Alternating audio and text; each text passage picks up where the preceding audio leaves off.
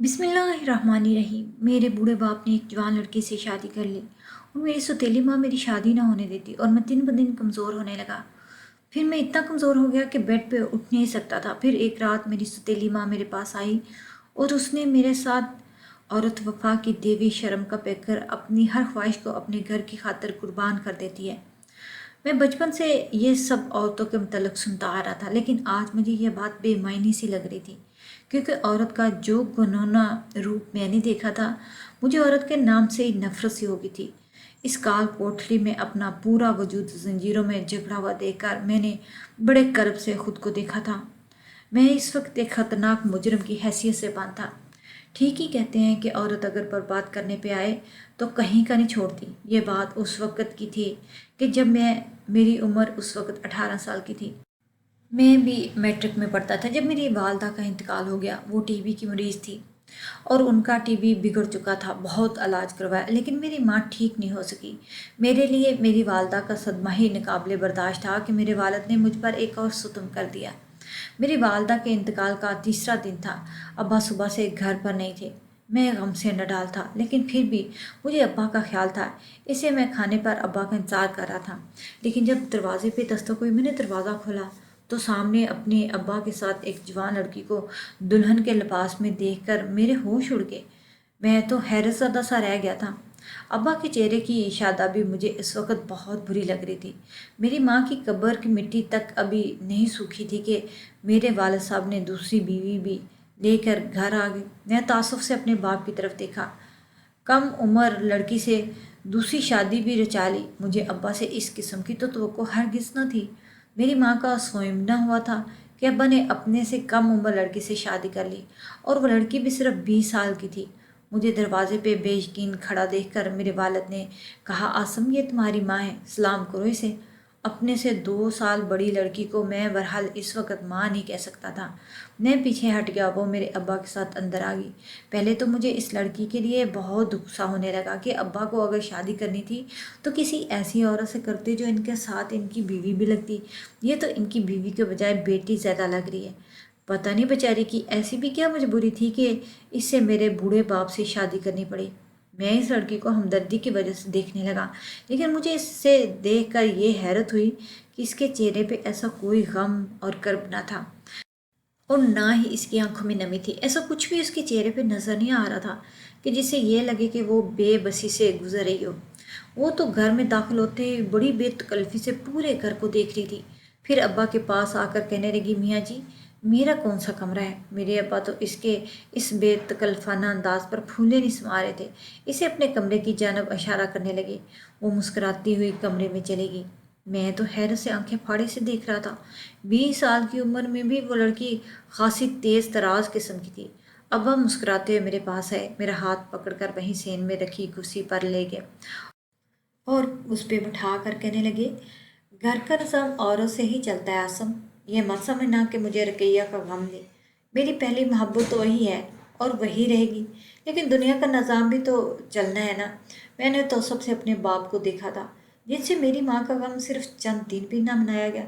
मैंने कुछ ना कहा, वहाँ से उठकर किचन में चला गया। गुस्सा के मारे खाना भी नहीं खाया गया और सालन फ्रिज में रख कर अपने कमरे में चला गया। मुझे तो ना अब्बा की दूसरी शादी पे इतराज़ था, ना ही इसकी कम उम्र बीवी। जब वो लड़की खुद राज़ी थी तो मुझे भला क्या तकलीफ़ हो सकती थी। लेकिन क्या हर्ज था कि अब्बा कुछ तो मेरी माँ की मौत का लिहाज करते। मैंने तासुफ से सोचा और सोने की कोशिश करने लगा। मेरा शुमार उन लड़कों में हरगिज़ ना था जो कम उम्री में सरफ नाज़र की मोहब्बत का भरम भरते नज़र आते हैं। मैं बहुत ही प्रैक्टिकल किस्म का इंसान था। मेरी पहली तरजीह मेरी तालीम, मेरा कैरियर था। मैं सुबह कॉलेज के लिए तैयार हो रहा था जब मेरे कमरे के दरवाजे पे दस्तक हुई। मैंने पूछा कौन, तो एक नस्वानी आवाज़ सुनाई दी कि नाश्ता तैयार है, आकर कर लो। वो आवाज़ सुनकर मुझे अपने बाप का रात वाला कारनामा याद आया, वरना वक्ती तौर पे मैं भूल ही चुका था कि अब्बा ने दूसरी शादी कर ली। मैं तैयार होकर जब कमरे से बाहर आया तो अब्बा मेरी नई माँ का हाथ पकड़े चूम रहे थे। इनके चेहरा इस उम्र में भी लश्कारे मार रहा था और लड़की शर्मा कर इससे अपना हाथ छड़वा रही थी। मैं अपने बाप की इस उम्र में ऐसी हरकतें देखकर मेरी नज़रें ज़मीन में गड़ चुकी थी। मुझे शर्म आने लगी थी अब्बा की। जब मुझ पर नज़र पड़ी तो संभल कर बैठ के कहने लगे, आओ आओ, सुन देखो तुम्हारी माँ ने कितना मज़े का नाश्ता बनाया है। टेबल पर पराठे ऑमलेट देकर अब्बा ने बीवी को मोहब्बत पाश नज़रों से देखा। इससे पहले कि मैं अब्बा के पास बैठने की कुर्सी खींचता, वो लड़की अपने बराबर वाली कुर्सी पर बैठने के लिए मुझे कहने लगी, इधर आसम, तुम मेरे पास बैठो, पूरा दिन तो हम दोनों का एक साथ गुजरना है, इसलिए मैं चाहती हूँ कि हमारे दरमियान अच्छी दोस्ती हो जाए। इस लड़की का बेतकल्लफाना अंदाज मुझे बिल्कुल भी नहीं भाया था, इसीलिए मैंने अब्बा के बराबर वाली कुर्सी खींची और उस पर बैठ गया और अपने कप में चाय डालने लगा। मैंने कहा, मुझे रिश्ते उनके दर्जे पर ही अच्छे लगते हैं। आप मेरी वालदा जैसी हैं और मुझसे आप ऐसी ही इज्जत पाएंगी। मैंने ये कहकर उस लड़की को उसकी असल हसीयत याद दिला दी। न जाने क्यों, लेकिन उसका चहकता हुआ चेहरा पल भर में धुआं धुआं हो गया था। लेकिन अगले लम्हे वो मुस्कुराने लगी। कोई बात नहीं, अगर तुम्हें दोस्ती नहीं पसंद, मैं तुम्हारी माँ हूँ, यह तो एक अटल हकीकत है। तुम दोस्त बन भी जाओ तब भी हमारे दरमियान जो रिश्ता है वो तो कायम ही रहता है। लेकिन कोई बात नहीं, वो इस मसूमियत के साथ इस लहजे से बोले कि जैसे इसे मेरी बात और रवैये से दुख पहुँचा हो। मेरे वालिद मुझे घूरने लगे, कहने लगा, तुम आलिया से दोस्ती का रिश्ता भी बना लो तो क्या हर्ज है। अच्छा है, इसका भी घर में दिल लग जाएगा। पहले ही बेचारी बड़ी दुखी है, यतीम लड़की है, जालम चच्ची के जुल्म बर्दाश्त करती आई है। अब अगर खुशबाश रहना चाहती है तो तुम्हें भी दिल बड़ा रखना चाहिए आसम। मैंने इस लड़की से माजर कर ली और चाय पीकर कॉलेज चला गया। वो लड़की बड़ी बेतकल्लफ सी थी। मैं कॉलेज से घर आता तो बिना दुपट्टे के पूरे घर में घूमती रहती। मुझसे बहुत बार बेतकल्लफ़ी से देखने की कोशिश करती, लेकिन मेरे रवैये पर खामोश होकर पीछे हट जाती। मैं नज़रें झुकाए अपने कमरे में चला जाता। दोपहर का खाना मुझे इसके साथ ही खाना पड़ता, न जाने क्यों, लेकिन इसकी नज़रें मुझ पर ही टिकी रहती। मैं अब इनकी नज़रों से उलझने लगा था, इसलिए दोपहर का खाना मैंने खाना ही छोड़ दिया और कमरे में वक्त गुजारता जब तक कि अब्बा घर नहीं आ जाते। मुझे ये बात समझ नहीं आ रही थी कि वो मुझे क्यों यूं टिकटिकी बांधे देखती है। बेशक वो मेरी सौतेली माँ थी, लेकिन है तो जवान, और मैं भी कोई कमसम बच्चा नहीं था, 18 साल का। इसे मेरे सामने दुपट्टा ओढ़ना चाहिए। एक हफ्ता ऐसे ही गुजर गया कि मैं दोपहर का खाना ही ना खाता था और शाम को भी घर से बाहर निकल जाता, अपने दोस्तों के साथ बैठ के वक्त गुजारता, घर पर कम ही रहता। इसकी बड़ी वजह इस औरत की नज़रें थी जो मुझे उलझाने लगी थी। एक बार मैं अपने कमरे में था जब मुझे चलाने की आवाज़ आने लगी। बचाओ बचाओ का शोर मच गया और आवाज़ मेरी सौतेली माँ की थी। मैं भागम भाग कमरे से निकला और आवाज़ किचन से आ रही थी। जब मैं किचन में पहुंचा तो उसके दुपट्टे पे आग लगी हुई थी, वो चिल्ला रही थी। अब आग बढ़कर इसकी कमीज तक पहुंचने लगी तो मैं ये देख के घबरा गया। मैं फ़ौरन से अंदर गया और इसका दुपट्टा उतार कर दूर फेंक दिया। वो बेहद डरी हुई थी, यकदम ही मेरे साथ लगी और मुझे अपने साथ ज़ोर से खींच लिया। वो आग शायद वो बहुत ही डर गई थी, इसलिए बुखलाए बताने की कोशिश कर रही थी, लेकिन अगले ही लम्हे वो बेहोश हो चुकी थी। मजबूरन मुझे इसे अपने हसार में लेना पड़ा। इसे गोद में उठाकर मैं इसके कमरे में ले आया और ला कर लौटा दिया। मैं बेहद परेशान हो गया। पहले तो मैं किचन में चला गया, चूल्हा बंद किया, दुपट्टे पर लगी आग को पाँव मार के बजाया एक गिलास में थोड़ा सा पानी लिया और कमरे में आ गया। इस पर पानी के छींटे मारे, लेकिन इसे होश नहीं आ रही थी। मैं अब्बा को फ़ोन कर दिया। कुछ ही देर में अब्बा एक डॉक्टर को लेके घर आ गए। थोड़ी देर बाद ही इसे होश आया तो वो रोने लगी, कहने लगी कि अगर आसम वक्त पर ना पहुंचता तो मैं शायद जल जाती। इस वाक़े के बाद मैंने अपनी सौतेली और कम उम्र माँ का ख्याल रखना शुरू कर दिया, लेकिन वो मेरे साथ कुछ ऐसा कर जाती जो मुझे नाजेबा लगता और मेरा दिल भी धड़कना भूल जाता। कभी मेरे गाल खींच लेती, कभी रोटी का नवाला मेरे मुंह में डालने लगती। आज मेरे हाथों से खाओ, ये महसूस होता जैसे ये सब करके उसे खुशी मिलती है। मैं चाह कर भी उसे मना नहीं कर सकता था, क्योंकि बाज़ार वो मुझे कुछ भी नहीं कहती थी, लेकिन मेरे सारे काम दौड़ दौड़ के करती। फिर वो रात को रोज़ मुझे दूध का गिलास देती, कहती तुम पढ़ाई करती हो ना, दूध लाजमी पिया करो। वो दूध पी कर मुझे बड़ी अच्छी और गहरी नींद आती थी, लेकिन कुछ दिनों में ये महसूस कर रहा था जैसे दूध का जायका कुछ अलग सा हो। वो पहले की तरह मीठा नहीं था, दूध का जायका मुख्तलिफ सा था। इसे पीने के बाद मेरा सर चकराने लगा, मुझ पर ऐसी नींद तारी हो जाती कि सुबह से पहले आँख ही न खुलती थी। पूरा दिन मुझे अपने जिस्म में कमज़ोरी महसूस होने लगी। इन दिनों सौतेली माँ बड़ी खुश और हशाश बशाश नज़र आती। मुझे लग रहा था जब से मैं दूध पी रहा था वैसा चाको चुपन नहीं रहता जैसा कि पहले होता था। इसके बाद मैंने दूध पीना छोड़ दिया। मैं सौतेली माँ की बहुत कोशिश थी कि मैं वो दूध का गिलास पी लूँ, लेकिन मेरे इनकार को इकरार नहीं बदल सकी। मेरी तालीम ख़त्म हो चुकी थी और मुझे नौकरी भी بہت جلد مل گئی۔ میں نے یہ نوٹ کیا کہ ابا اب پہلے کی طرح شاش بشاش نظر نہیں آتے، اب ان کا سانس بہت زیادہ پھولنے لگا تھا، وہ تھکے تھکے سے نظر آنے لگے تھے۔ مجھے لگا کہ اب کام کی ذمہ داری ابا سے نہیں سنبھالی جا رہی۔ میں نے ابا سے کہا کہ اب آپ کو کام کرنے کی ضرورت نہیں، میں جب نوکری کر رہا ہوں، مجھے تنخواہ بھی اچھی ملی ہے، تو پھر آپ یہ کام نہ کریں، مجھے آپ کی طبیعت ٹھیک نہیں لگ رہی۔ وہ پھولے ہوئے سانس سے کہنے لگی تم ٹھیک کہہ رہے ہو، مجھ سے اب کام نہیں ہوتا، میں بہت جلدی تھک جاتا ہوں۔ اب آپ گھر پر رہنے لگے۔ میں غور کیا کہ میری ستیلی ماں میرے والد پر توجہ نہیں دیتی تھی۔ جب میں آفس سے واپس آتا تو میرے ہاتھ سے بیگ لیتی، مجھے پانی کا گلاس لا کر دیتی، میری پسند کا کھانا بناتی، بس میرے ہی آگے پیچھے گھومتی پھرتی۔ ابا تو چارپائی پہ ہی لیٹ گئے تھے اور اسے بار بار کہتے کہ عالیہ مجھے پانی دے دو، لیکن وہ انہیں چلا کر کہتی کہ آپ کو نظر نہیں آ رہا آسم تھکا ہارا آفس سے واپس آیا، مجھے اسے کھانا تو دے دینے دیں۔ لیکن آپ میں تو صبر ہی نہیں۔ مجھے یہ دیکھ کے بہت برا لگتا۔ میں نے کہا آپ میرا خیال مت رکھا کریں، میں اپنا کام خود کرنے کا عادی ہوں، اب میرے والد کا خیال رکھا کریں۔ میری بات پر پہلے تو چپ ہوگی، پھر کہنے لگی پورا دن انہی کا تو خیال رکھتی ہوں، مگر اب تم آفس جانے لگے ہو، کمانے لگے ہو، سارے گھر کا خرچہ تم پر ہے، تمہیں بھی تو وقت پر چیز چاہیے نا۔ میں نے کہا مجھے جو چاہیے وہ خود لے لوں گا۔ میری باتوں میں چپ سی لگ گئی۔ میں نوٹ کر رہا تھا اور وہ ہر بات سے ابا سے چڑھنے لگی تھی۔ میرے آفس میں میری ایک کولیگ تھی، پیاری سی اور متوسط گھرانے سے، اس کا تعلق شریف اعتبار کی مالک تھی، زیادہ تر نظریں جھکائے رکھتی، اپنے کام سے کام رکھتی، مجھے اس کی عادت بہت پسند تھی۔ وہ آج کل کے لڑکیوں سے مختلف تھی، نہ اسے فیشن کا اتنا شوق تھا، نہ ہی لڑکوں کے آگے پیچھے گھومتی اور نہ ہی لڑکوں کو اپنی طرف متوجہ کرتی۔ ایک دن میں نے اسے بس اسٹاپ پر دیکھا، وہ بس کا انتظار کر رہی تھی کہ اس کے سامنے میرے آفس کے ایک کولیگ لڑکے نے اپنی گاڑی کھڑی کی اور وہ گاڑی کا شیشہ کھول کر اسے گاڑی میں بیٹھنے کا کہا، لیکن وہ نفی میں سر ہلاتی رہی، انکار کرتی رہی۔ حیرت مجھے اس وقت جب اس لڑکے نے اپنی گاڑی کو فرنٹ ڈور کھولا اور باہر نکل کے اس لڑکی کے پاس چلا گیا، گاڑی کی دوسری جانب کا دروازہ کھول کر اسے بیٹھنے کے لیے کہنے لگا، لیکن وہ لڑکی مسلسل انکار کر رہی تھی۔ مگر وہ ڈیڑھ قسم کا انسان بضد تھا کہ وہ گاڑی میں بیٹھ جائے۔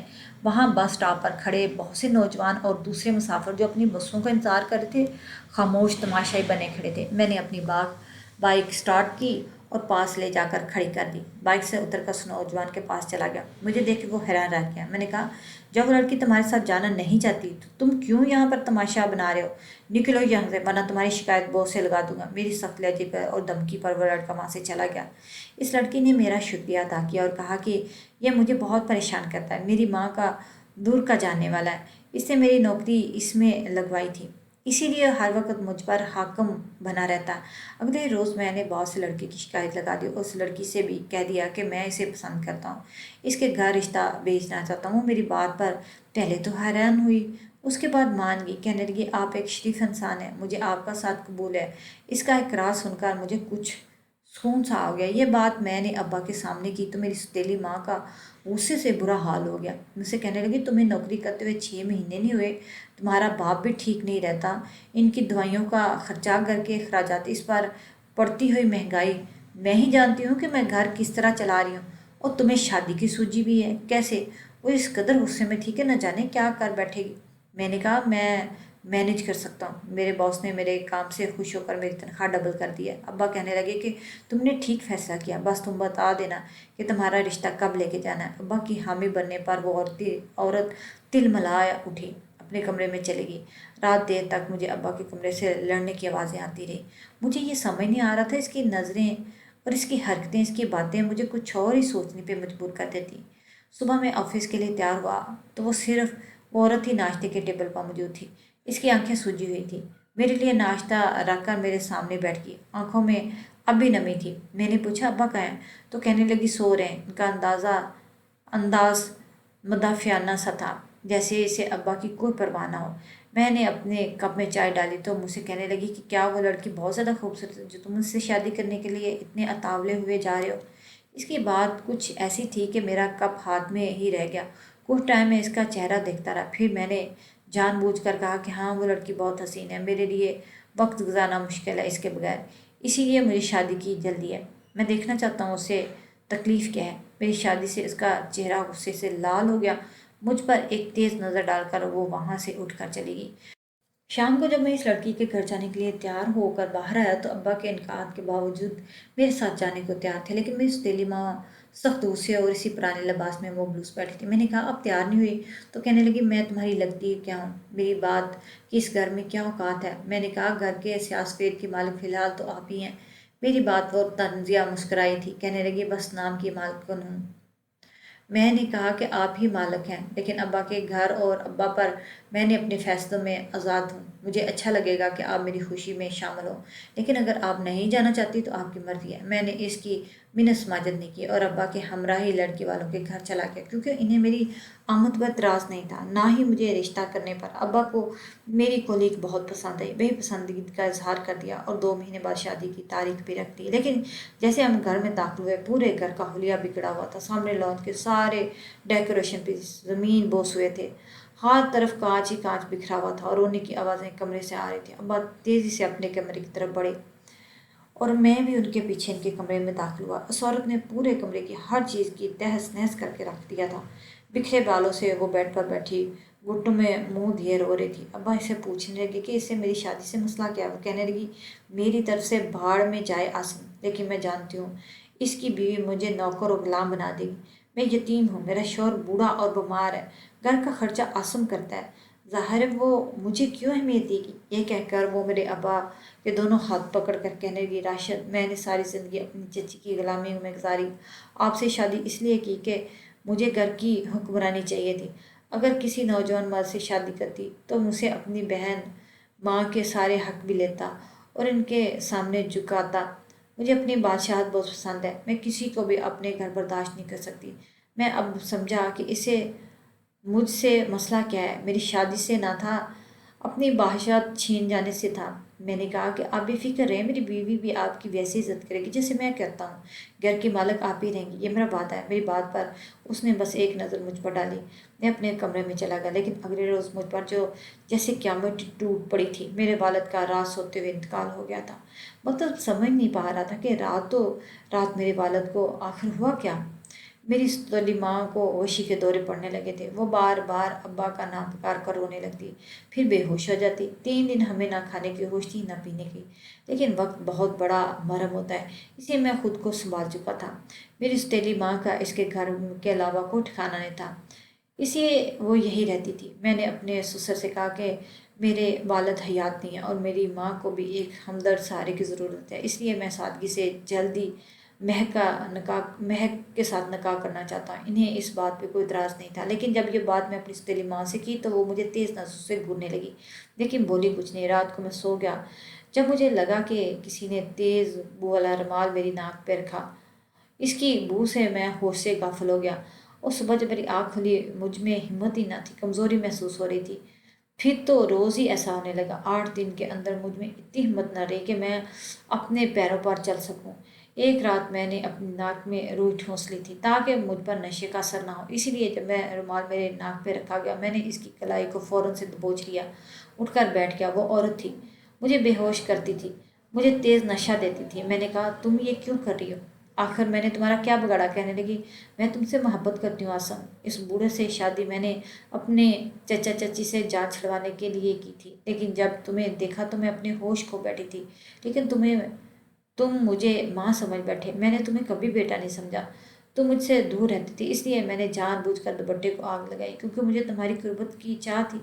ابا کو نشہ دے کر سلاتی، تمہیں بھی نشہ آور دودھ پلا کر تمہارے ساتھ رات گزارتی، لیکن تم نے دودھ پینا چھوڑ دیا۔ تمہاری خاطر میں نے کیا کچھ نہیں کیا، یہاں تک کہ تمہارے باپ کو بھی مار ڈالا تاکہ تمہیں پا سکوں، اور تم پھر اس لڑکی کو اپنانا چاہتے۔ یہ بات میں برداشت نہیں کر سکی، اس لیے تمہیں نشہ دے کر میں تم سے اپنی خواہش پوری کرتی ہوں۔ لفظ ایسے تھے کہ مجھے لگا وہ میرے پاس آ کر بیٹھ گئی۔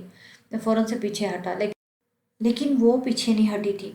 میں اتنا کمزور ہو چکا تھا کہ میں اس کو پیچھے بھی نہیں ہٹا پا رہا تھا۔ میں پھوٹ پھوٹ کر رویا کہ کیسی غلیظ عورت تھی، اسے یہ تک کا احساس نہ تھا کہ اس کا اور میرا رشتہ کیا ہے۔ وہ میرے پہلو میں سو رہی تھی، میں بہت مشکل اٹھا اور کچن سے تیز دھار چاقو نکال کر اس عورت کے پاس آ گیا، اس پر اتنے وار کیا کہ اسے عبرتناک نشان بنا کے رکھ دیا۔ پھر میں نے سوشل میڈیا پر اپنی ویڈیو پر ساری حقیقت بتائی۔ اب میں جیل میں ہوں، پھانسی کی سزا پا چکا ہوں، مجھے کوئی افسوس نہیں۔ کیونکہ میں دنیا کو یہ بھی بتا چکا ہوں کہ ایسی ذلیل عورت کا انجام بھی یہی ہونا چاہیے۔